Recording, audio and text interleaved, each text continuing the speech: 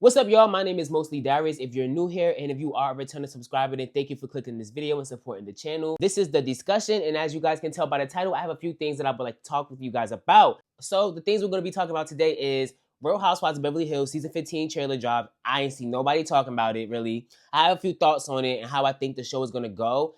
Then we also have Real Housewives of Potomac season 10 trip right now. They're in Nevis, and they have a lot of things going on there. They have two new additions this season, Angel and Tia.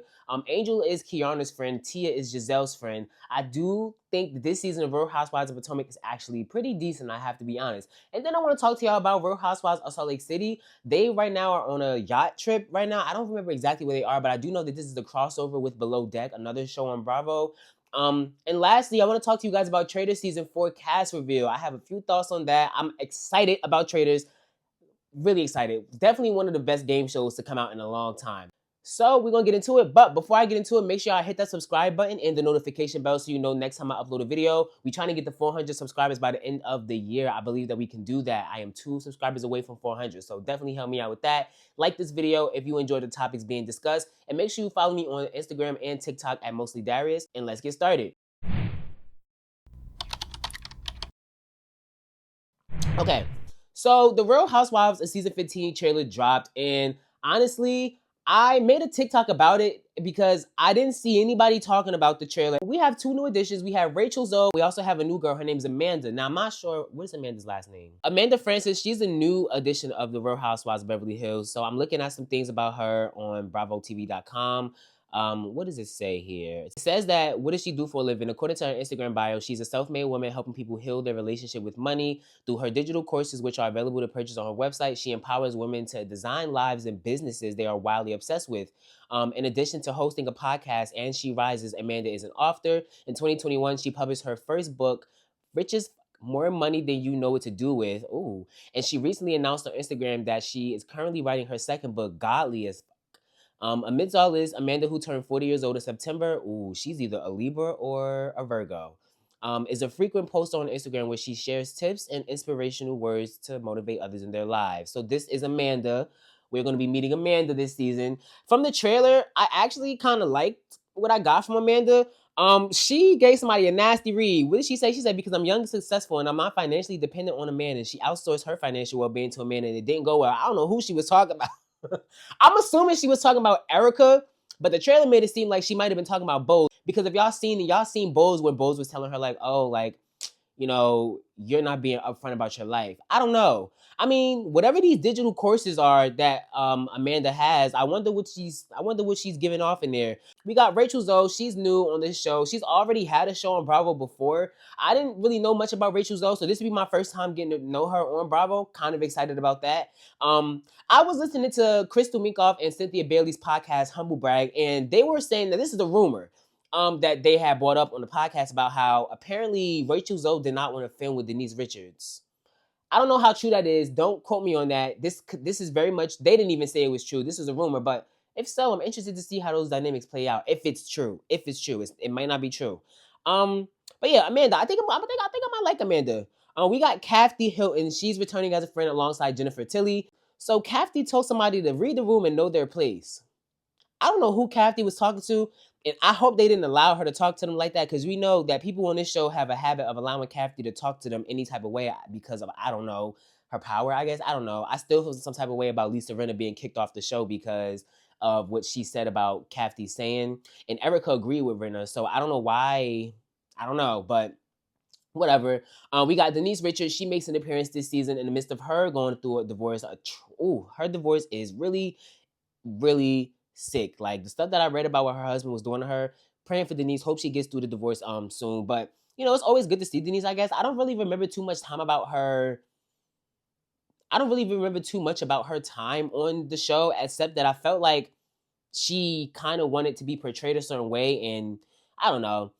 I guess the girls don't really mind Denise either, so it'll be good to see Denise again. It's good to see old faces sometimes. We see Mauricio and Dorit having lunch. Dorit says PK doesn't call to see the kids, and Mauricio's telling her that he doesn't believe that he's hearing, well, not that he doesn't believe it, but he's hearing different things.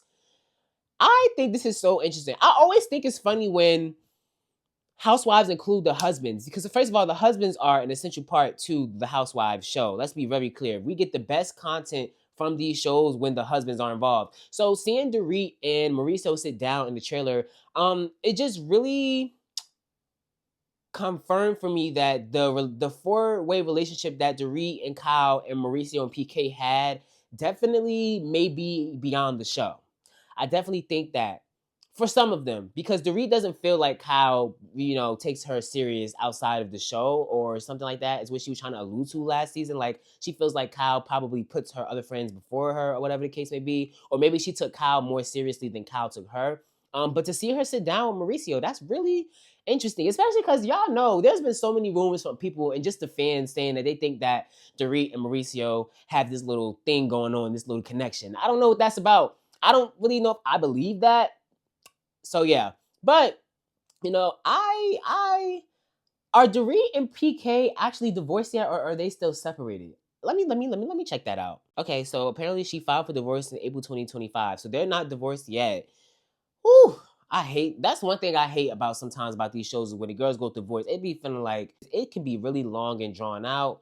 It can be really long and drawn out. We're gonna talk about that a little bit. Maybe I'll talk about that with Stacey when I get to the Potomac section of this video. But Erica has a new man and she's showing him on FaceTime. I'm happy for Erica to have a new man. I like Erica. I really don't have any issues with Erica. A lot of y'all don't like Erica. I think Erica is a straightforward person. She says what the fuck she needs to say, and that is that. And I really think a lot of these girls on this show, I think they scared of Erica. I really do think that these girls are scared of Erica. I don't know what else to say. Bose is having pregnancy issues. That sucks. Yeah, that's sad. That really sucks. I hate that for her. Also, is she married to Keely yet? Did her and Keely get married? Let me look that up. I gotta be knowing the status of these girls and if they getting divorced and if they getting married, because I be a little confused. Is Bose married to Keely? They're engaged. They're engaged. They're engaged. They definitely okay. There was a proposal. They're not married yet, but they're on the way. I like him for her. I do like him for her. I think they're a cute couple. They're really both good looking, and I would love to see them have a kid. That would be amazing. Especially after Bose lost her home last year in the California fires. Or was that earlier this year when the California fires happened? It would be nice to see Bose lose something very significant to her, but also gain something very significant to her in the same year. So, yeah, I'll say that. I'll say that. Women in pregnancy, it's a very slippery slope sometimes. We always want them to have healthy pregnancies. So, shout out to Bose. If that doesn't work, maybe adoption may be an option or other things like surrogacy. Who knows? Who knows? There's the possibilities are endless these days. More Kyle and Dorit bullshit. It seems like Dorit is going up against Erica and Kyle now because I think Erica may be taking a little bit more of Kyle's side. And it doesn't really surprise me because I don't really think Erica really ever seen it for Dorit. Since they first popped on the scene together, I think she was trying to be friends with Dorit last season. But we'll have to see how that plays out during the season. We don't know this to be true yet. But if she does take Kyle's side, that wouldn't surprise me. It wouldn't surprise me, but it kind of would though. But I don't know. I don't know. Interested to see that dynamic. We got more Kyle and Mauricio bullshit. I really don't care about anything going on with Kyle and Mauricio. They could pack that storyline and send it up to somebody else. I really don't care to see nothing else about Kyle and Mauricio at this point in my Beverly Hills journey. I don't care. Y'all can take that somewhere else. One of the most interesting things about this trailer was, Jennifer Tilly, she got up and because Sutton was basically telling somebody, please stop talking or something like that. And she was basically like, this is why Garcelle left because it's always about Sutton. I love to hear Jennifer Tilly say that. It just confirms because all of the ladies like Jennifer Tilly for what I heard. Actually, speaking of Crystal Minkoff and Cynthia Bailey's Humble Brat podcast, they actually spoke on how apparently somebody told Jennifer Tilly that the girls may not like her. They may not want her to film with them or jealous or something like that. So I really wonder what that's about. But that's not true. That's not true. It's just something that Crystal brought up. That was, a rumor again. But, for Jennifer Tilly to basically validate Garcelle in a way, I wonder how that makes the other ladies feel. And I wonder how that makes Sutton feel. Because I do feel like, because Bose was supposed to come on as Sutton's friend, right? But she's gotten closer to Dorit. And Dorit and Sutton don't get along. Sutton is the problem. Sutton is the problem. And I think we need to just understand that she is the problem. As entertaining as she may be at times, which to me really is rare, she's really annoying. She's really annoying. But I know Bravo's not going to get rid of her because she has a lot of money, and you know they like to keep annoying housewives because that's what keeps us talking about the show. So we could just, if we think Sutton is not going to be on the show, we can forget about it because Bravo loves a girl like that. But I do think that it's interesting because Sutton is kind of on her own if Jennifer Tilly is not getting along with her because Kyle, I don't think Kyle really likes Sutton that much. I think Kathy may tolerate Sutton. I know Dorit and Erica don't see it for Sutton. And so, you know, I don't know how Bose feels about Sutton. I know Bose kind of thinks Sutton is annoying a little bit too, based on the last season. And some of the stuff that I saw Bose say about Sutton in the after show was just kind of like, you know, she didn't really be feeling Sutton too much. So, Sutton, your time is ticking, sister. Um, Kyle, she tells somebody you're lying and you know who doesn't lie, the cameras. Kyle, this is why Beverly Hills, you know, won't grow, I feel like sometimes. I'm happy we got two new ladies. I hope they spice the show up and make this a refreshing season to watch and break up these alliances that are clearly falling apart. You know, I hope that these alliances that have been upheld on Real Housewives of Beverly Hills fall apart because that's holding the show back. I need people to stop kissing Kyle's ass. And I'm talking about production. I understand Kyle has been there for, you know, since the beginning of the season. I understand Kyle had been there since the beginning of the show. I don't care. That is going to ruin these shows. When y'all value these housewives over other housewives just because they may have been there longer. Like we've seen it with Teresa in Real Housewives of New Jersey. Production would not get rid of her or Melissa or both of them. And like, and now look, we don't have any Real Housewives of New Jersey. We got Kathy on there with Kyle, and Kathy, clearly she must have some type of power because after she told Renna, you might, you know, I got deals with NBC and Peacock, and you know, poof, when Renna was gone. So it's just like we could see through these things. Like they value Giselle on Potomac. You know, they got rid of Candace. And you know, I just feel like, you know, we gotta stop valuing the OGs at some point because at the end of the day, they can hold the show back a lot.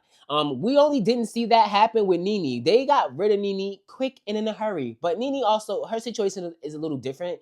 But from what she says, like, you know, they stopped answering calls for her. She wasn't able to talk to certain higher ups and things like that. I don't believe that that's the same thing for like people like Kyle. I think that Kyle is able to talk to the higher ups and, you know, she's able to control the narrative on her show sometimes as much as she can because at the end of the day, production still has a job to do. But I do think that they cater to Kyle. And I think that that has to stop. That has to stop. I really do think that that's going to hold the show back. And so seeing her get big with somebody like, you're lying. And you know what? That's a lie. They can't like, girl, the cameras also saw you deflecting and trying to run away from your relationship that you might have had with Morgan and everything going on in your divorce with Mauricio. It's like, Kyle, we get it. This is your show. You know, I don't mean we got to like it. And that's also something that has me a little concerned about Erica taking Kyle's side over Dorit's a little bit because is that for, you know, is that like a power play to be in good standing with Kyle in your position on the show? Because, you know, a lot of people were saying Erica don't have nothing to bring to the show. Get rid of her. So is she kissing up the Kyle because of this? It's just a lot that I just wonder these things. I wonder these things. I really do. So, you know, whatever. It looks like they're going to be having cast trips this season to the Hamptons. I don't know how you pronounce this country. Sedona? I don't know. Let me look. How you say that, Siri?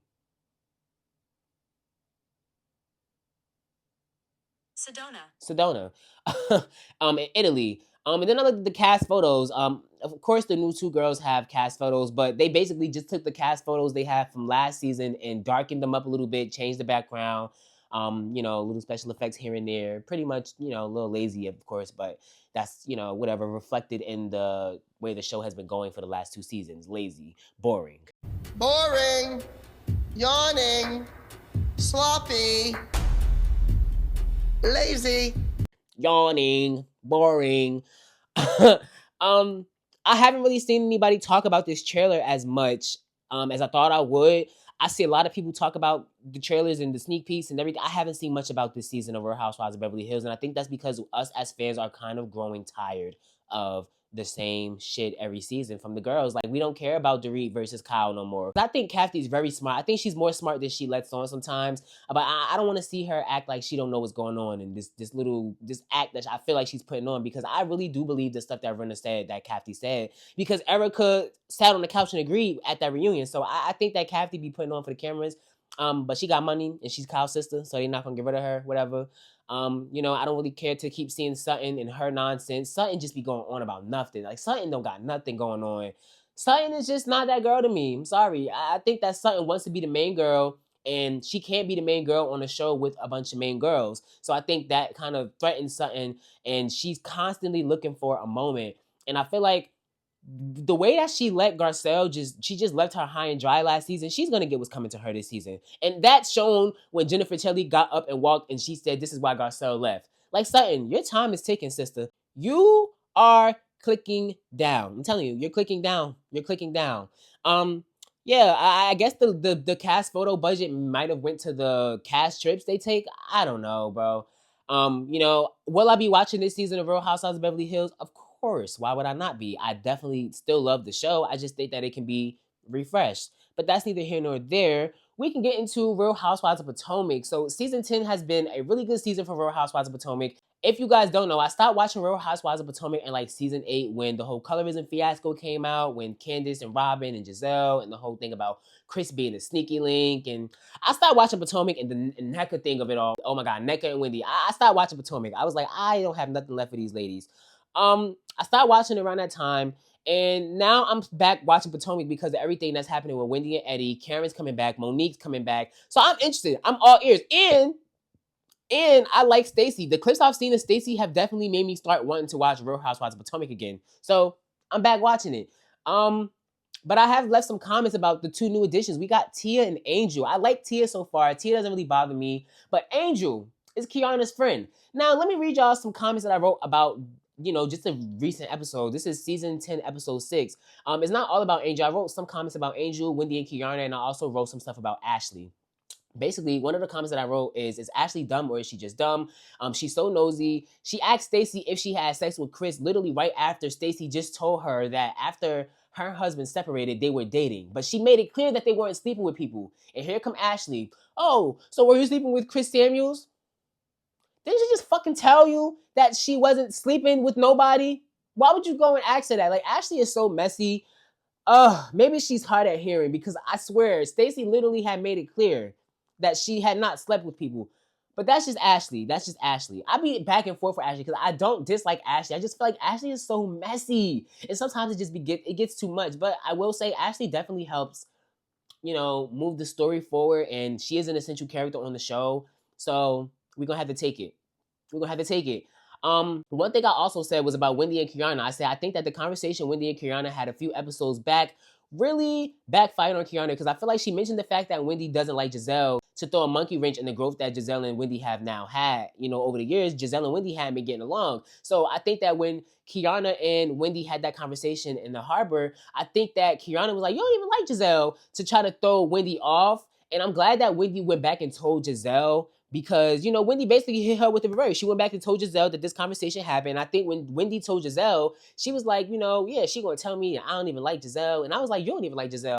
And I feel like Giselle probably wasn't that taken aback by Kiana telling Wendy that she doesn't like Giselle because, as we know, Giselle and Wendy, they have history. They didn't always get along. But I think that it gagged Giselle when she found out Wendy told Kiana, you don't even like Giselle. Because I feel like Giselle, in her mind, as we seen them talk about it on Yacht, you know, Kiana, I ain't been nothing but a friend of you. And I feel like it backfired because, you know, I feel like what Kiana might have been hoping, and I don't know Kiana's intentions by saying that, but I feel like she said that to Wendy so that Giselle could get, you know, see that conversation on air, and then they would have to discuss it at the reunion, and it'll be making it seem like Wendy still talks about Giselle even after they made up. You get what I'm saying? Did that make sense to y'all? I feel like now Kiana's in a position where you're going to have to explain why Wendy just told you don't like Giselle, because Giselle doesn't know that Kiana doesn't like her. So it kind of it kind of backfired, put her back against the wall. Like, girl, you went on her saying that I don't like her. Let's talk about why you don't like her. You still act like you like her. But they talked it out and they got over it. And Kiana basically still has some feelings about the GNA event, and I'm hoping that they get over it and it's done. It's water under the bridge. I'm tired of hearing about it. I don't care. I feel like Kiana's always looking for a moment, yo. I feel like every time I turn around, Kiana is just looking for a moment to argue with somebody, to get smart with somebody, and I don't know. I really don't care for Kiana. I'm gonna be honest with y'all. She's not my favorite cast member. She's probably my least favorite cast member. Besides Angel, I like Angel a little bit more than Kiana. Because to be honest, Kiana, you're the reason that we even meeting Angel. So let's get to Angel. I said I feel like she does not need to be in a group like this, especially if she's coming from a place of always meditating and holistic medicine and healing and things like that. Like, you don't need to be in a group with nobody like Giselle.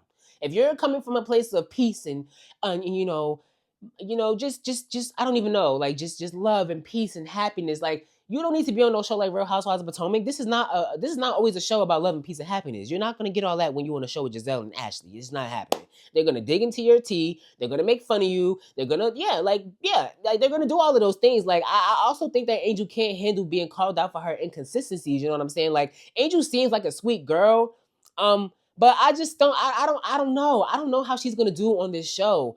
I don't know how she's gonna do on this show. I think Kiana might have brought her on this show to have like some backup. She has the lifestyle for it. Don't get me wrong. She got the lifestyle, the husband. She's beautiful. You know what I'm saying? She got money.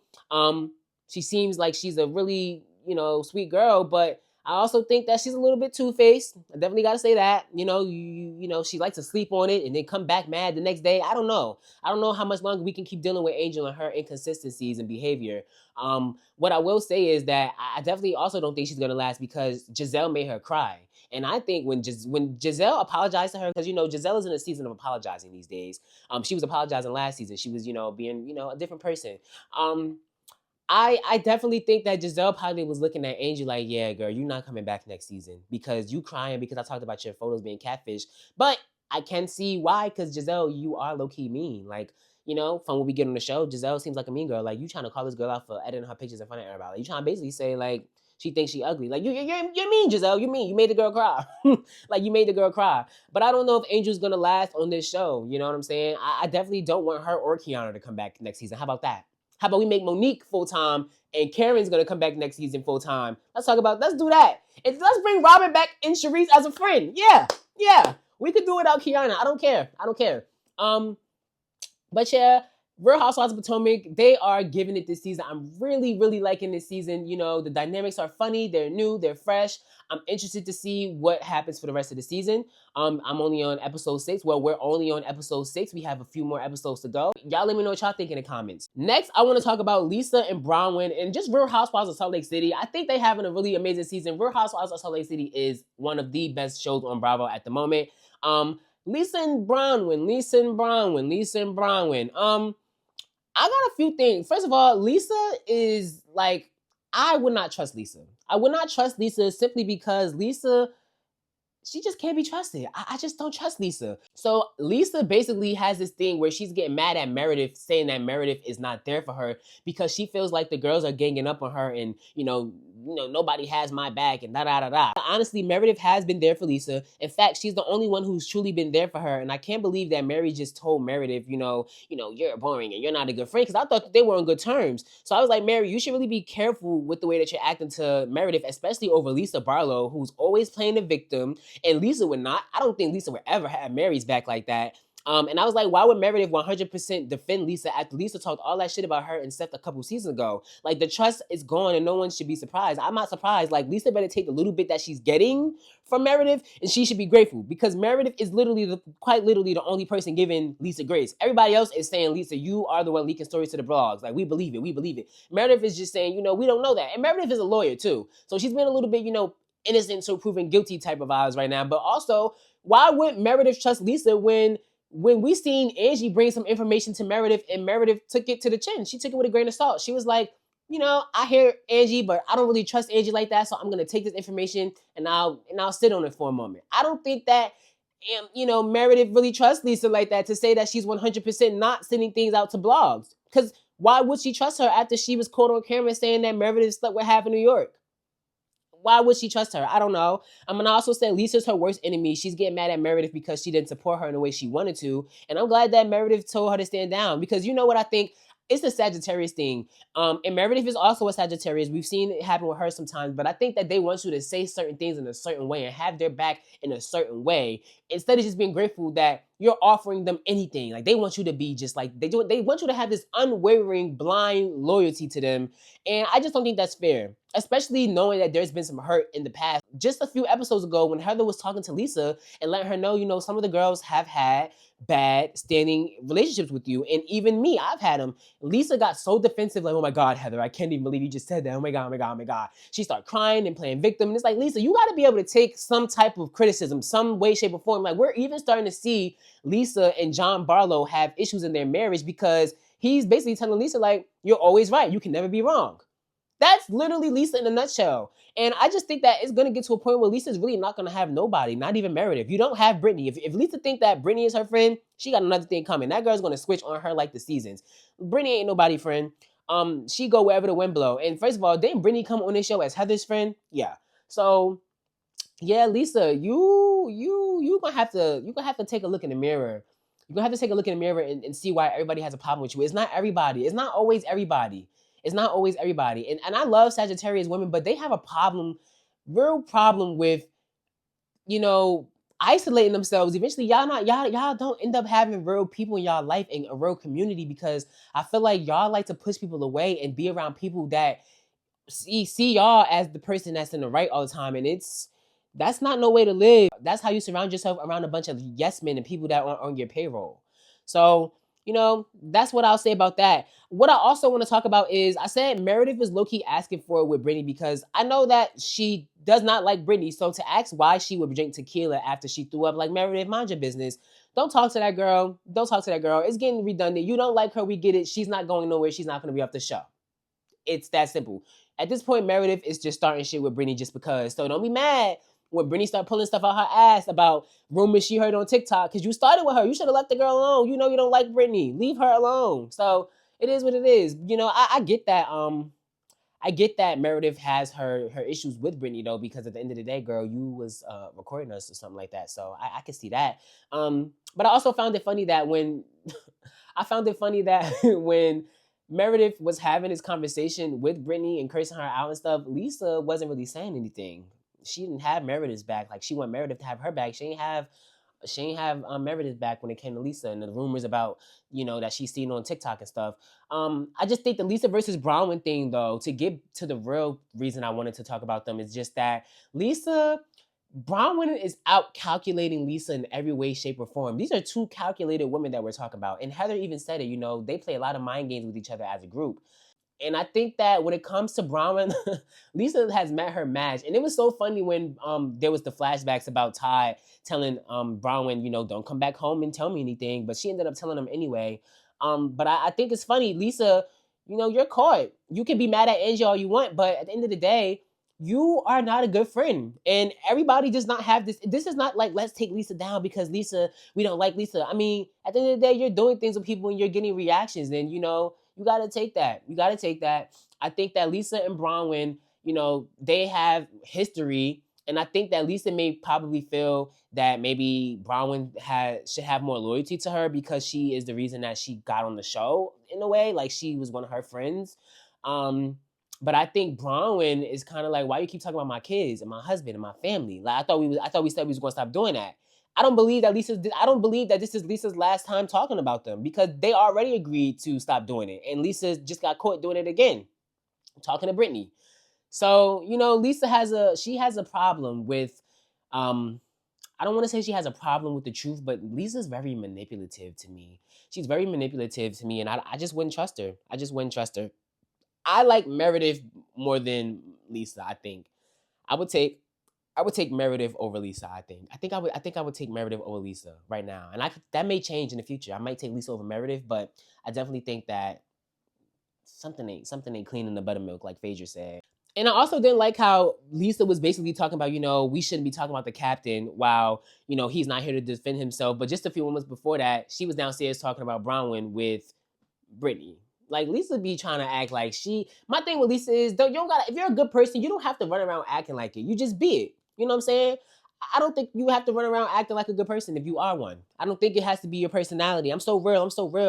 If you're real, then it'll show in your actions and the way you move. If you're not, it's going to also show in your actions and the way you move. And I think that Lisa has Lisa knows that she be doing some little shady shit. And so I feel like she wants us to believe that she's a good person. I think Lisa is a person that has been through a lot in her life, and she's very insecure, and she's very, she needs to go to therapy. She needs to heal. She's very hurt. I think that there are some things beyond what we see with Lisa that she probably doesn't want to discuss or that we don't know. But that's neither here nor there. Let me know what y'all think about this season of Real Housewives of Salt Lake City in the comments. They are killing it. I am interested to see what y'all think about the dynamic and how everything is going on. Anyways, other than that, lastly, but definitely not least, I want to talk about the Traitors season 4. So there's been a cast reveal. Of course, I'm excited about all the housewives joining. There are some other people in the cast. I'll read some of the people. We got Ron Funches. I don't know how you pronounce his last name. Sorry if I messed that up. He's an actor and comedian. Michael Rappaport. Y'all, we was not here for him. We was not here for him joining. After all the stuff we done seen about Michael Rappaport and the things that he said, we is not here for him. Hopefully, they get him out of the house the first week. Ian Terry, he was on Big Brother. Tiffany Mitchell was on Big Brother. We got Mark Ballas was on Dancing with the Stars 5. But why was he on Dancing with the Stars? Why is he a star? Okay, he's a dancer, a singer, and songwriter, a musician, and actor. Yeah, not really familiar with him. We have who else? We have 2 Olympic figure skaters. We got Tara Lipinski and Johnny Ware. We got Donna Kelsey, who was the mother of Jason and Travis Kelsey. If y'all don't know who Travis Kelsey is, that is Taylor Swift's fiance. We got Love Island UK and USA people. We got Mara Higgins from UK version. We got RHOBH from the USA version of season 5. I can't wait till they start putting people from season 6 and 7 because those are the only 2 casts that I'm acclimated with. And then we also have Monet Exchange from RuPaul's Drag Race. We have Eric Nam from Star Edition. I don't know what that's about. We got some Survivor people, of course. We got Yamil Aroko. I think that's how you pronounce the name. We got Rob. Who's Rob Serestino? I know that's not the same one that we just seen last season. Rob. Okay, no, it don't seem like it. Yeah, it don't seem like it is. And then we got Natalie Anderson from The Amazing Race. We got Colton Underwood from The Bachelorette. Wouldn't be, Traitors without anybody from The Bachelor or The Bachelorette.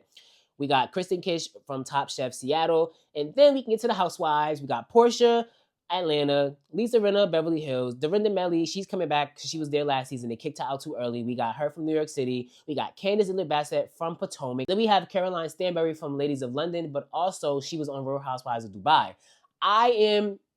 I'm ready. I'm ready. I'm so happy we get Lisa Rinna back. It just proves to me that the people on Peacock and NBC and Bravo, they all are still interested in Lisa Rinna. I hope to see her back on Beverly Hills one day. I don't care what y'all say. I want her back. And according to Lisa on her podcast, she did with Harry Hamlin. They asked her to come to BravoCon this year. So there's still some, but she turned it down. But there's still some room for Lisa in the Bravo sphere. I do feel like that.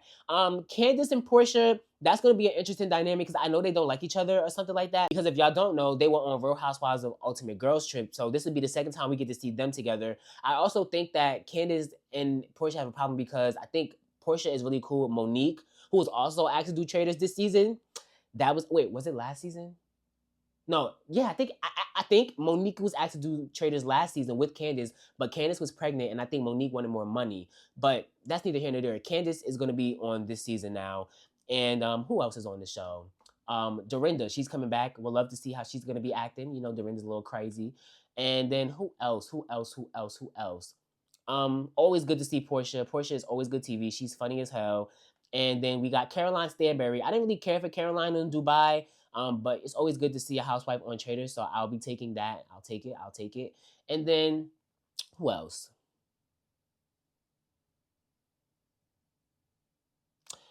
And yeah, that's it. So y'all let me know what y'all think about this new season of Traitors that's coming out. Who are y'all interested to see next season? Let me know in the comments below. Make sure y'all subscribe to the channel. Give me the 400. We're almost there. Follow me on Instagram and TikTok at mostlydarius. Hit that notification bell so you know the next time I upload a video. And make sure you give a big thumbs up to this post. I'll see you guys in the next video. Thank you for watching. Bye.